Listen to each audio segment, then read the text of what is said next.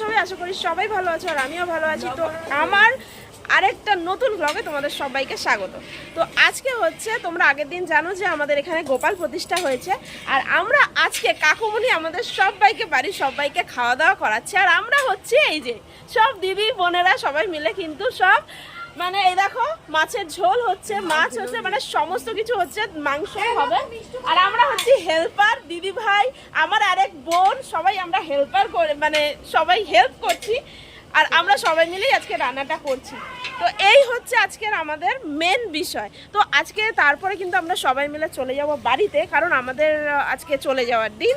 তো চলো আপাতত আগে রান্নাটা করে নিই, রান্না করে তারপরে খাওয়া দাওয়া হবে। আর আমার মা ওই দেখুন ওই যে মাহিকে খাওয়াচ্ছে। তো চলো আপাতত কি কি করছি সবই তোমাদের সাথে শেয়ার করবো, তো সঙ্গে থাকো আমার সাথে। তো দেখো আজকে কিন্তু আমি একদম ছোট্ট একটা ব্লগ শেয়ার করছি। আর এই দেখো সমস্ত কাটাকাটি কিন্তু আমি করেছি, তারপরে ভিডিও করছিলাম। তো দেখো আমাদের কিন্তু মাংস হচ্ছে।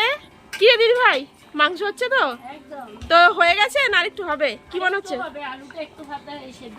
আচ্ছা আচ্ছা আচ্ছা। তো আমাদের কিন্তু এখনো রান্নার পর্ব চলছে, আর এদিকে তারপর দেখো ভাতটাও বসে যাবে। তো চলো আপাতত আগে হয়ে নিক মাংসটা, তারপরে ভাত বসবে। আর এদিকে দেখো কোথায় গেল তোরই ছেঁচড়ার তরকারি, এই যে ছেঁচড়ার তরকারি এই যে কাটা হয়েছে, মাছের মাথা দিয়ে হবে। তো চলো এই যে সবকিছু এখন তৈরি হচ্ছে, হতে থাক। আর আবার খাবার সময় দেখাবো তোমাদেরকে যে কি কি ফাইনালি রান্না হয়েছে।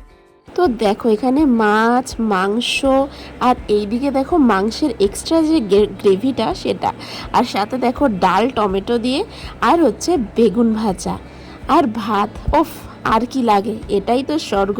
আর সবাই একসাথে খেতে বসার মজাটাই আলাদা। আজকে মনে হচ্ছিল একটা যেন চড়াই ভাতি করছি। চলো এবার খাওয়া যাক। তো দেখো খাওয়া দাওয়া করে চলে এসেছি ঘরে। তো আজকে দারুণ খাওয়া দাওয়া হলো, দারুণ এনজয় হলো। আর একটু পরে বেরিয়ে যাব বাড়িতে, মানে বাড়িতে চলে যাব একটু পরে। তো একটু রেস্ট নিয়ে নিই, তারপর আবার যাওয়ার সময় আবার কথা বলছি তোমাদের সাথে। তো একটু মাহিকেও একটু ঘুম পাড়িয়ে নেবো, তো একটু ঘুমিয়ে নিই, তারপরে উঠলে তারপর যাবো।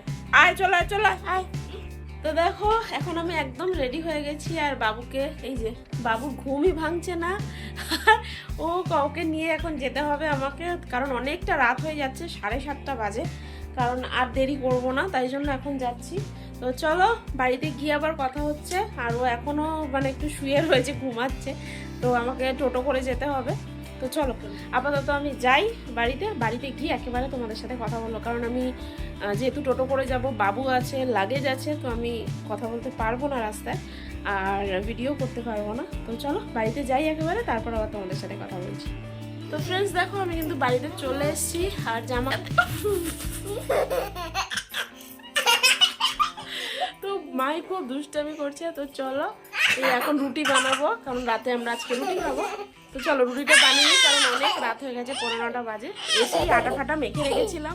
দেখো আমি একদম রুটি করতে শুরু করে দিয়েছিলাম, আর বাবুর রুটিটা আগেই আমি ভিজিয়ে রেখেছি জলে, কারণ ও এখনও রুটি চিবিয়ে খেতে শেখেনি। ও একটুখানি জলে ভিজিয়ে নরম করেই আমি ওকে দিই। আর সাথে আমরা ডাল করেছি, আর কিছুই করিনি। তো চলো একেবারে কমপ্লিট করে তারপর তোমাদের সাথে কথা বলছি।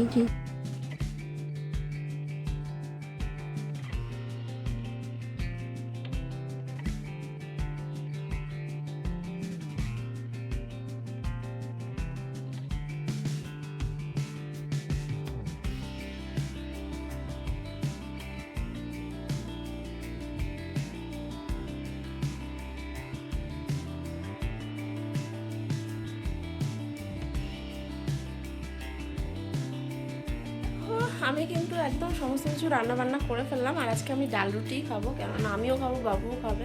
কারণ আজকে এত রিচ খাওয়া দাওয়া হয়েছে, তোমাদের তো দেখালাম। তো আজকে একদম সিম্পল খাবার রাতে খাবো।